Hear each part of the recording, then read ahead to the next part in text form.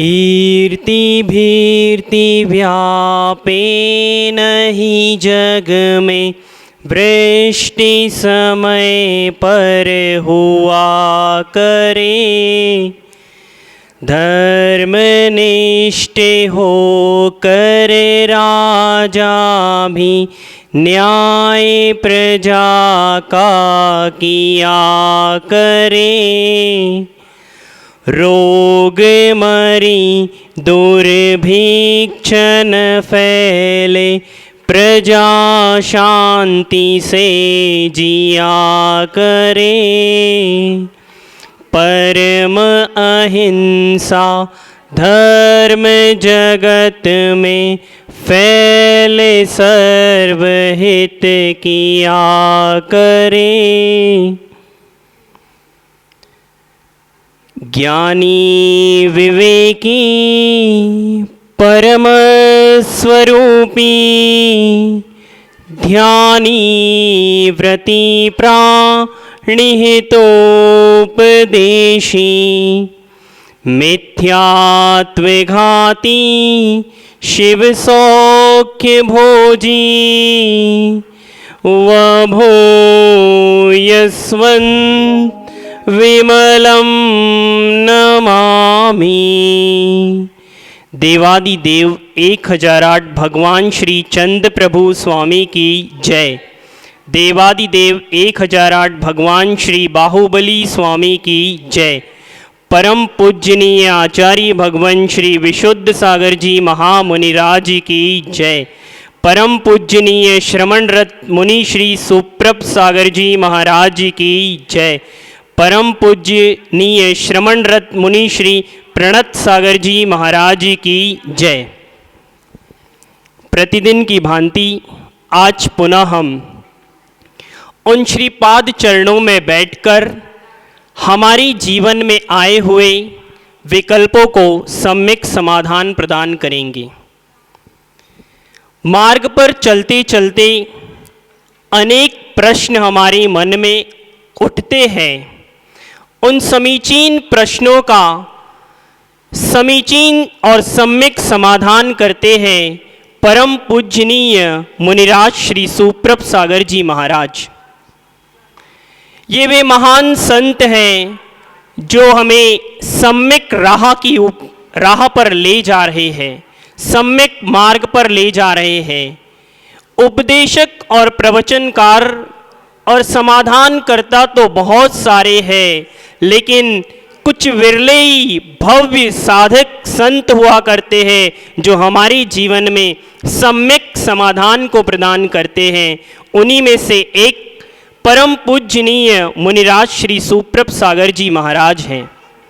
आज की इस बेला को प्रारंभ करते हैं और हम चलते हैं अपने द्वयकर जोड़कर परम पूजनीय श्रमण मुनि श्री प्रणत सागर जी महाराज से सिद्ध और शुद्ध भक्ति सहित निवेदन करते हैं कि हमारी उन भव्य जीवों के मन में जो विकल्प उठ रहे हैं उन्हें आप सम्यक समाधान का रूप प्रदान करें। नमोस्तु महाराज जी, नमोस्तु महाराज जी, नमोस्तु महाराज। नमो अरियंताड़म नमो सिद्धाड़म नमो आयरियाड़म नमो अज्जायाड़म नमो लोए सब साहुड़म। अनंत अनंत सिद्ध परमेष्टि भगवान की परम पूज्य आचार्य भगवंत गुरुवर विशुद्ध सागर जी मुनि महाराज की परम पूज्य मुनि श्री सुप्रभ सागर जी महाराज की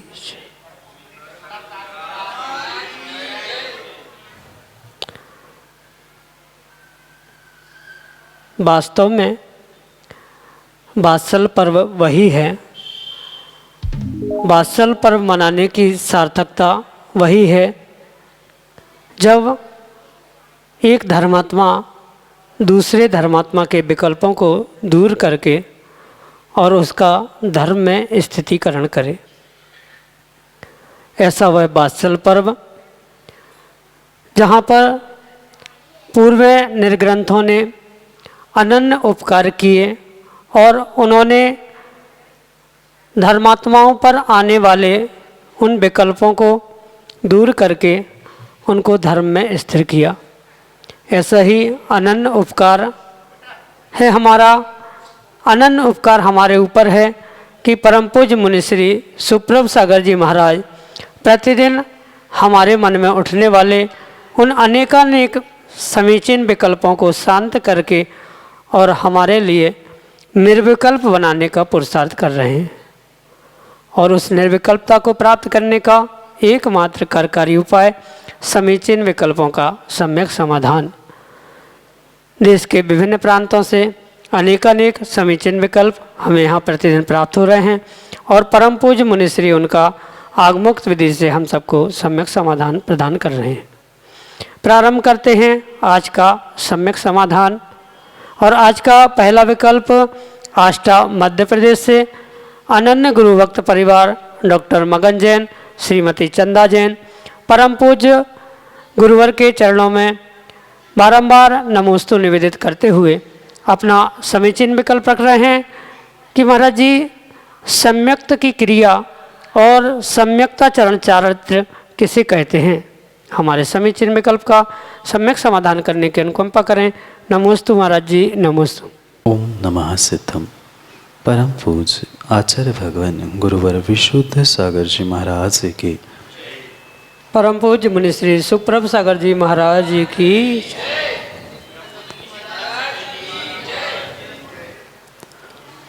जो 25 क्रियाओं का वर्णन आता है, उन 25 क्रियाओं में पहली क्रिया आचार्य भगवंत सम्यक्त की क्रिया कहते हैं। ये सम्यक्त की क्रिया और जो सम्यक्त्वाचरण चारित्र है, इसमें बहुत अंतर है। जो सम्यक्त को प्राप्त करने के उपरांत जो उस सम्यक्त के अनुरूप जो सम्यक दृष्टि जीव आचरण कर रहा है, जैसे सप्तव्यसन का त्याग करना, साथ साथ रात्रि भोजन का त्याग कर लेना, अभक्ष का त्याग कर लेना आदि रूप जो भी वह अपने जीवन में आचरण में ला रहा है, वह उसके सम्यक्त प्राप्त करने के उपरांत जो उसकी वह आचरण की क्रिया या चारित्र की क्रिया चल रही है, आगम में उसे ही सम्यक्त्वाचरण चारित्र कहा है। साथ में जो सम्यक की क्रिया कही है वह इस प्रकार से समझने योग्य होगी कि जहाँ उस सम्यक दर्शन को भले ही जीव ने प्राप्त नहीं किया है, क्वचित कदाचित सम्यक को प्राप्त करने के लिए पुरुषार्थ कर रहा है या किसी सम्यक दृष्टि जीव की अनुमोदना कर रहा है, आदि आदि किसी भी प्रकार से सम्यक्त की कृत कारित अनुमोदना से जो जीव वह कार्य कर रहा है वह सम्यक्त की क्रिया है। पर सम्यक्त्वाचरण चारित्र वही जीव प्राप्त कर सकता है जिसने सम्यक दर्शन को प्रकट कर लिया है। कहने का तात्पर्य इतना ही है कि सम्यक दर्शन प्रकट होने के बाद जो उस श्रावक की क्रिया है वह उसका सम्यक्त्वाचरण चारित्र है और सम्यक्त के भले ही अभाव में सम्यक्त क्रियाओं की अनुमोदना भी करने वाला या सम्यक को प्राप्त करने का पुरुषार्थ करने वाला या सम्यक प्रकट होने के बाद वह सम्यक्त रूपी क्रियाओं को यानी प्रत्येक क्रिया में सम्यकपना लाते हुए कार्य करना, ये सम्यक क्रिया कही गई है या सम्यक की क्रिया कही गई है। इसलिए दोनों में बहुत सूक्ष्मता से थोड़ा सा ही अंतर है, पर अंतर ज़रूर है। एक चारित्र रूप ग्रहण करने में आता है, वह रात्रि भोजन, अभक्ष, सप्तव्यसन आदि के त्याग रूप होता है, और सम्यक की क्रिया ज़रूरी नहीं है ये आचरण रूप हो, वह कृतकारित अनुमोदना से भी उसको प्राप्त करने वाला, सम्यक प्राप्त करने का पुरुषार्थ करने वाला आदि उस क्रिया को सम्यक की क्रिया आचार्य भगवान ने कही है। यही आपके लिए सम्यक समाधान। मनोरमा गांधी हैदराबाद से अगले समीचीन विकल्प के लिए ऑडियो मैसेज के रूप में हमारे सामने। द्वय मुनि के चरणों में मेरा त्रिवार नमोस्तु नमोस्तु नमोस्तु। मैं मनोरमा गांधी हैदराबाद से। मेरा समीचीन विकल्प है कि जीवन में आयु बंध के 8 अपकर्ष काल आते हैं। हमें कुछ पता नहीं है कि हमारी आयु कितनी है, कितनी निकल चुकी है, अपकर्ष काल कितने आए हैं, कितने नहीं आए हैं। ऐसी परिस्थिति में हम हर घड़ी किस प्रकार सावधान रह सकें कि हम खोटी आयु के बंध से बच सकें, कुछ छोटे छोटे सूत्र बताइए, तथा आयु बंध और गति बंध में अंतर स्पष्ट कीजिए। नमोस्तु महाराज जी, नमोस्तु नमोस्तु। आयु कर्म कर्म की मूल प्रकृति है और गति वह नाम कर्म की उत्तर प्रकृति है। जो एक निर्धारित समय के लिए किसी गति या स्थान में बांध के रखता है उसे आयु कर्म का, और नाम कर्म के निमित्त से जो उस स्थिति यानी उस आयु के साथ जो जीव को उन 4 गतियों में से गति को प्राप्त करने के लिए जो निमित्त या कारण बनते हैं, ऐसे उस स्थिति के समय वह गतिबंध होता है। कहने का तात्पर्य इतना सा है कि जीवन में मात्र जीव 8 आयु के अपकर्ष काल में ही आयु कर्म का आश्रयबंध करता है। शेष जो प्रति समय जीव को 7 कर्मों का आश्रयबंध हो रहा है, उसमें से नाम कर्म की वह आयु जो नाम कर्म की गति नाम की उत्तर प्रकृति है, उसका भी जीव प्रति समय आश्रयबंध कर सकता है। उसमें कोई भी दुराह नहीं है, कोई भी विकल्प नहीं है।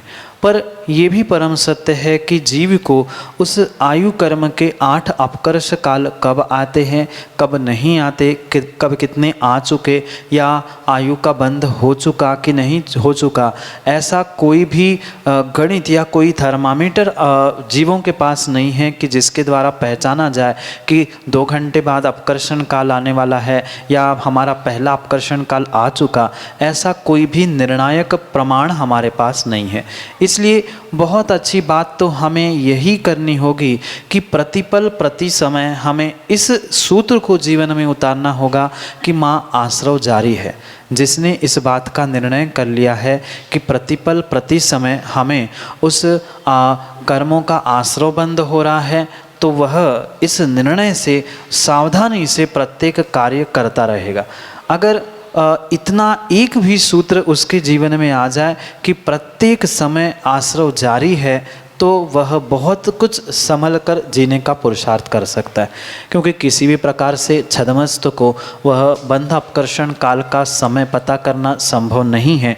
इसलिए ये सूत्र कि आश्रव का आना या कर्मों का आश्रय होना प्रति समय प्रतिपल जारी है, किसी भी समय पे हमें शुभ या अशुभ गति के, शुभ या अशुभ आयु का आश्रय हो सकता है। ये निर्णय जिसके पास है वह प्रत्येक समय प्रत्येक क्षण संभल के रहता है, सोच समझ कर विचार करके ही जीवन को यापन करता है। मन वचन काय की प्रवृत्ति भी बिल्कुल सोच समझ कर करता है। इतना भी एक भी सूत्र अगर जीवन में आ जाए कि माँ आश्रय जारी है, तो भी जीव अपने आप में संभल सकता है और खोटी आयु से बच सकता है। आयु और गति में मुख्य रूप से यही अंतर है। एक आयु वह 8 कर्मों की प्रकृति में मूल प्रकृति है और गति नाम कर्म की मूल प्रकृति का उत्तर भेद है। इसलिए ये मुख्यतः से ये एक अंतर हुआ। और दूसरा, आयु का मात्र 8 बार ही आश्रवबंध हो सकता है, 8 में से एक ही बार होगा, पर 8 समय में या 8 काल बंध अपकर्षण के होते हैं। पर गति के तो जब चाहे आश्रवबंध हो सकता है और उस गति के निमित्त से वह उत्तर प्रकृति होने से उसका अपकर्षण, उत्कर्षण, संक्रमण आदि सब कुछ होना संभव है। पर आयु कर्म का कभी भी अपकर्षण, उत्कर्षण या संक्रमण किसी पर रूप से परमुख रूप नहीं होता, वह उसी प्रकार से ही उदय में आता है। ये विशेष रूप से उन दोनों में अंतर भी और आयु कर्म के या आयु के उस बंध अपकर्षण काल में संभालने के लिए एक ही सर्वोत्कृष्ट सूत्र है कि माँ आश्रव जारी है। वह अगर हमारे प्रति समय दिलो दिमाग में रहेगा तो व्यक्ति सोच समझ कर कार्य करेगा। यही आपके लिए सम्यक समाधान। अगले समीचीन विकल्प के लिए हमारे सामने हैं श्रीमती मोनिका अतुल जैन, नवी मुंबई, महाराष्ट्र से। द्वय मुनिराज के चरणों में मेरा सादर नमोस्तु नमोस्तु नमोस्तु। महाराज जी, मेरा प्रश्न है, मैं चूँकि नवी मुंबई से आई हूँ, नवी मुंबई में रहती हूँ और करीब 2 साल से अंतराय कर्म के उदय से हमें देव दर्शन नहीं मिल पा रहा है और मंदिर जाने में बहुत व्यवधान हुआ। कभी मंदिर बंद रहता है, हमने अगर हफ्ते में 1 बार जाने का भी नियम लिया है तो मंदिर बंद मिलता है। इस परिस्थिति में हमें अपने घर पर ही रहकर कौन सी क्रियाएं आदि करना चाहिए कि हमें देव दर्शन का लाभ हो? नमोस्तु महाराज जी। माँ, वास्तविकता में देव दर्शन तो भगवान की प्रतिमा के सामने ही होते हैं, चाहे वह मंदिर के भगवान हो, चाहे किसी के गृह चैत्यालय में आदि विराजमान भगवान की प्रतिमा क्यों न हो। घर में बैठे बैठे टीवी आदि के द्वारा, फोटो आदि के द्वारा, अन्य मोबाइल आदि के द्वारा कभी भी वह देव दर्शन का नियम पूर्ण नहीं माना जा सकता। साक्षात भगवान की प्रतिमा के दर्शन ही देव दर्शन के नियम को या देव दर्शन को पूर्ण करने वाले हो सकते हैं, अन्य किसी भी प्रकार से नहीं। इसलिए ये परम सत्य बात आप समझे कि अगर देव दर्शन करने हैं तो मंदिर या किसी गृह चैत्यालय आदि में पहुंचना अनिवार्य है। उस जहां आप नवी मुंबई आदि में कह रहे हो, अगर वहाँ कहीं आसपास भले ही मंदिर आदि बड़े स्थानों में या दूर नहीं पहुँच पा रहे हैं, पर कहीं महाराष्ट्र में बहुत सारे स्थानों में वह गृह चैत्यालय आदि की परंपरा है, आप वहाँ पहुंचकर भगवान के दर्शन, प्रतिमा के दर्शन, देव दर्शन कर सकते हो। और वो भी नहीं है संभव तो भले ही देव दर्शन नहीं हो रहा हो, पर आप भक्तांबर का पाठ, मालाएं, जाप, स्वाध्याय आदि कार्य अवश्य ही कर सकते।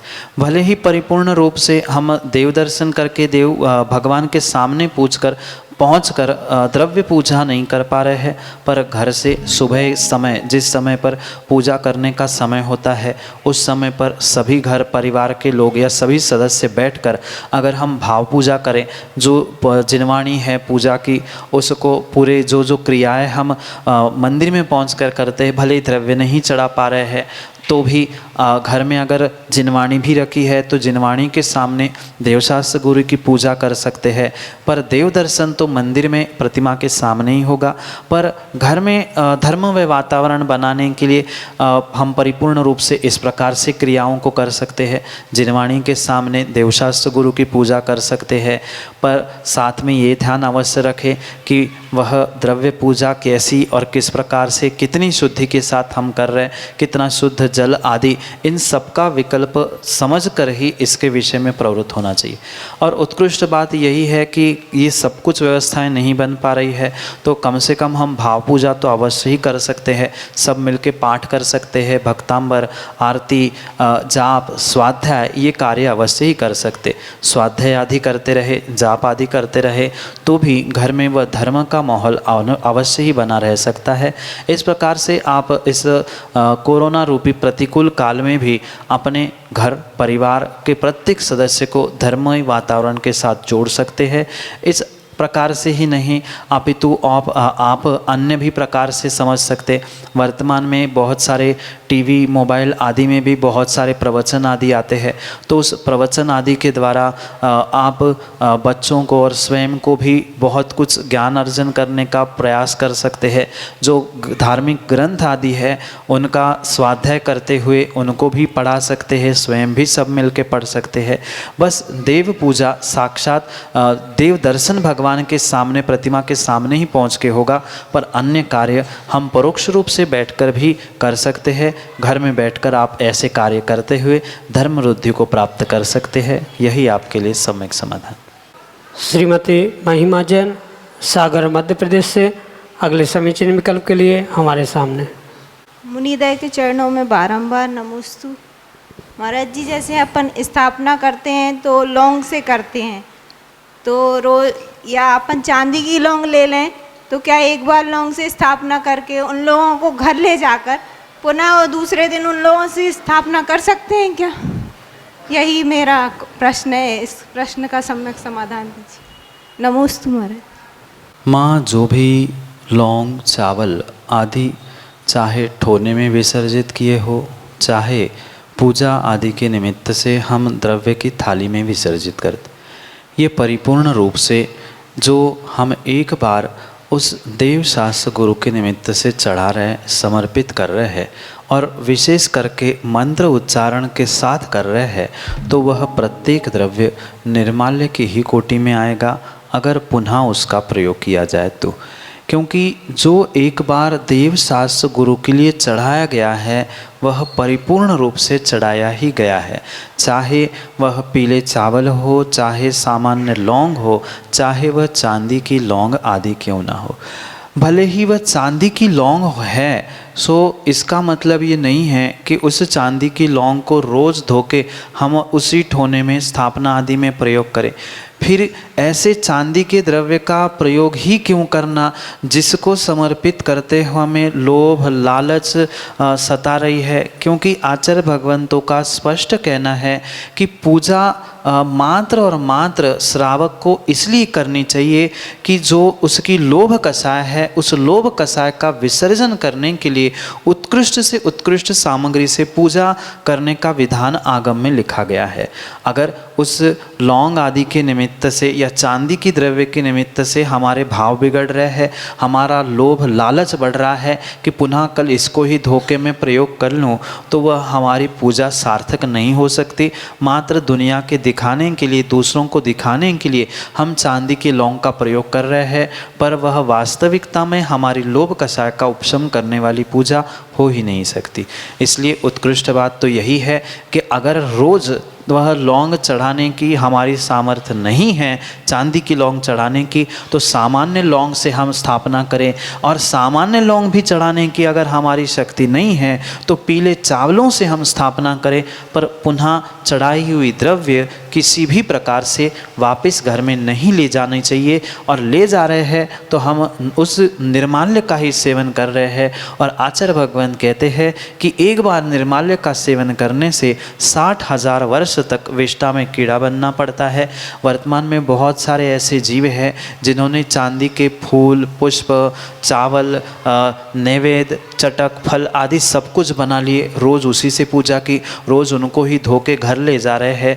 ये किसी भी प्रकार से आगमोक्त क्रिया नहीं है। भले ही आचार्य भगवंतों ने उत्कृष्ट द्रव्य सामग्री से पूजा करने का विधान लिखा है, पर पुनः उसको घर वापस ले जाने की व्याख्या कहीं भी नहीं लिखी। जो एक बार चढ़ गया सो चढ़ गया, वह हमारे लिए तत्क्षण से निर्माल्य की ही कोटि में आएगा।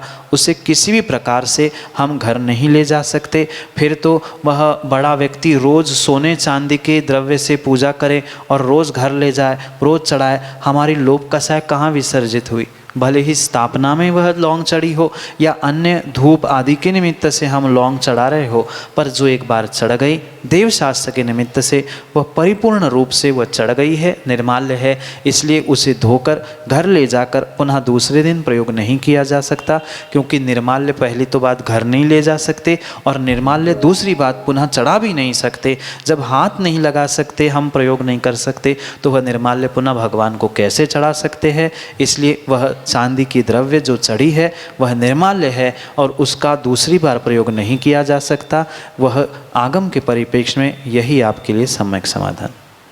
अगले समीचीन विकल्प के लिए हमारे सामने है अमरावती महाराष्ट्र से अनन्य गुरुभक्त रविंद्र गहानकर अपने समीचीन विकल्प के साथ। द्वय मुनिराजों को कोटिशा नमोस्तु नमोस्तु नमोस्तु। महाराज जी, आप हमेशा बोलते हैं जो होता है वो अच्छे के लिए होता है, लेकिन वह समय आने के लिए यानी अच्छा समय आने के लिए समय क्यों लगता है? नमोस्तु महाराज। रविंद्र जी, ये परम सत्य है कि जीवन में जो होता है अच्छे के लिए होता है। इस सूत्र को अगर व्यक्ति आत्मसात नहीं करेगा तो प्रतिक्षण प्रति समय संक्लिष्टता से ही जिएगा। ये भी उतना ही परम सत्य है कि जो भी कार्य होता है अपने समय पर ही होता है। जैसे कहते हैं कि भाग्य से पहले, भाग्य से ज़्यादा और समय के पहले कभी भी किसी को कुछ नहीं मिलता। व्यक्ति जो जो कार्य पिछले पर्यायों में, पिछले भवों में, पिछले दिनों में करके आया है उसका ही उसे वर्तमान में प्रतिफल मिलता है। और वह कभी अच्छा, कभी बुरा, कभी बहुत बुरा इस प्रकार से प्राप्त हो सकता है।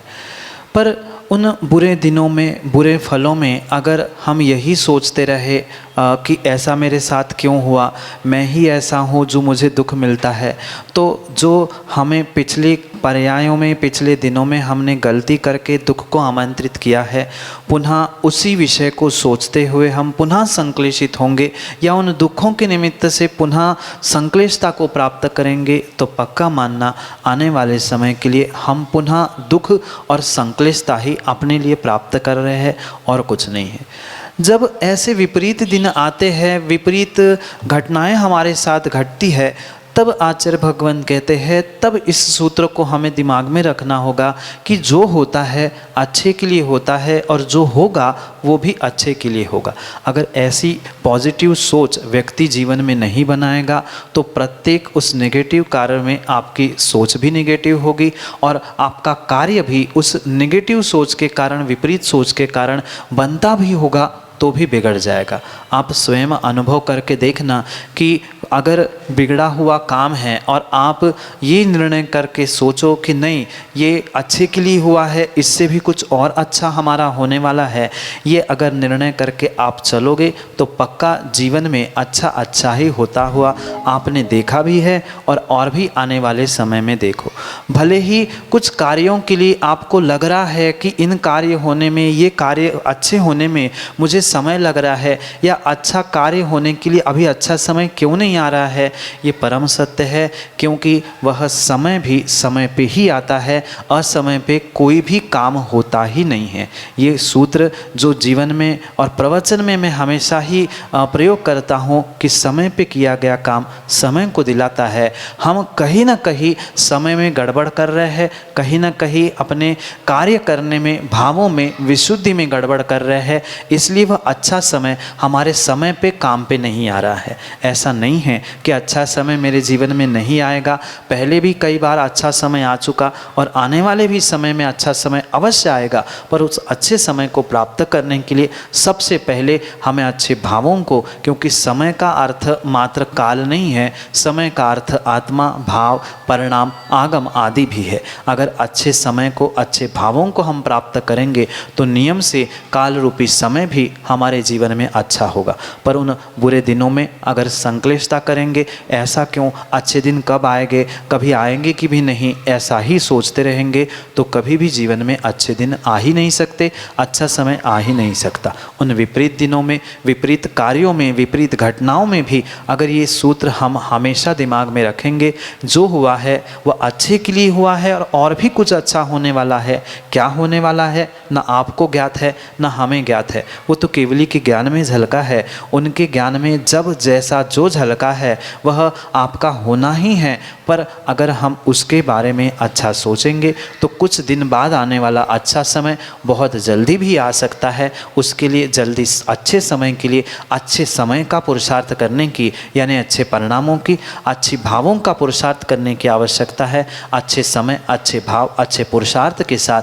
आप पुरुषार्थ करोगे तो आपका अच्छा समय भी बहुत जल्दी ही आ जाएगा, क्योंकि आपने अनुभव किया है। मैं तो और भी आपको आपके जीवन के कई सारे दृष्टांतों से बता सकता हूँ कि जो थोड़ा सा किसी भी कार्य में विलंब हुआ, 2 महीने बाद आपको ही अनुभव में आया, बहुत अच्छा हुआ। अगर जल्दबाजी में ये कार्य करते तो पछताना पड़ता। आपने किया अनुभव, तो ऐसे ही आगे भी अनुभव करते रहना। गुरु की आशीष पे और स्वयं के पुरुषार्थ पे, समय पे विश्वास रखना। सबके दिन एक से नहीं होते, सबका दिन भी और सबके दिन भी एक से नहीं होते, पर समय का काम भी, पुरुषार्थ भी करना आवश्यक है, क्योंकि समय पे किया गया काम समय को दिलाता है, तभी उस निर्णय तक हम पहुंच सकते हैं। इसलिए उस समय को प्राप्त करने के लिए अच्छे भाव, अच्छे समय को और सम्यक निर्णय को प्राप्त करें, संक्लिष्टता से रहित होकर। अगर वह सभी सूत्रों को हम एक साथ समझेंगे, क्योंकि एक वस्तु से जैसे पेट नहीं भरता, ऐसे ही एक पंक्ति से, एक सूत्र से जीवन कभी भी अच्छा नहीं होता, समय भी कभी अच्छा नहीं होता। सभी सूत्रों को अगर हम एक साथ समझेंगे, एक साथ मानेंगे तो ही काम होगा। जैसे ये सूत्र परम सत्य है कि अच्छे, जो भी हुआ अच्छे के लिए हुआ, अच्छा ही होना है। साथ साथ ये भी ध्यान रखें हमारा पुरुषार्थ भी समय पे होगा तो अच्छा समय बहुत जल्दी आएगा, अन्यथा वह समय भी दूर होता जाएगा। इसलिए समय को समय पे समझने के लिए, अच्छे समय को प्राप्त करने के लिए, अच्छे भावों को प्राप्त करें, यही आपके लिए समय। आप और हम सब मिलकर सुन रहे थे और समझ रहे थे कि कैसे जीवन को बनाए सम्यक। जो विकल्प आपके मन में उठे थे, शायद उनको मिल गया होगा सम्यक समाधान। फिर भी यदि आपके पास है कोई विकल्प या कोई प्रश्न, तो आप हम तक पहुंचा सकते हैं। उसका सीधा माध्यम व्हाट्सएप के माध्यम से आप आपका विकल्प पहुंचाएं। नंबर है 8707548811। यदि आपके पास व्हाट्सएप की सुविधा नहीं है तो आप जीमेल पर मेल भी कर सकते हैं। मेल आईडी है sammyksamaadhan@gmail.com। इसके अलावा एक विशेष बात मैं आपको बता दूं कि हमारी परम पूजनीय श्रमण मुनि श्री सुप्रभ सागर जी महाराज के प्रतिदिन प्रवचनों का लाभ आप घर बैठे आपके टीवी पर ले सकते हैं। एक पारस चैनल पर या फिर जिनवाणी चैनल पर, शाम 7:40 पर जिनवाणी पर और शाम 4 बजे पारस टीवी चैनल पर। यदि आपके पास ये भी उपलब्ध नहीं है तो और भी बहुत सरल उपाय है। आपके पास मोबाइल होगा, उस मोबाइल पर आप YouTube में जाकर सुप्रभ उवाच के माध्यम से परम पूज्य मुनि श्री सुप्रभ सागर जी महाराज के प्रवचन एवं अनेक ग्रंथों का लाभ ले सकते। मात्र आपको चैनल सब्सक्राइब करना है। चैनल का नाम है सुप्रभ उवाच। ध्यान रखें, चैनल का नाम है सुप्रभ उवाच। जय जिनेंद्र।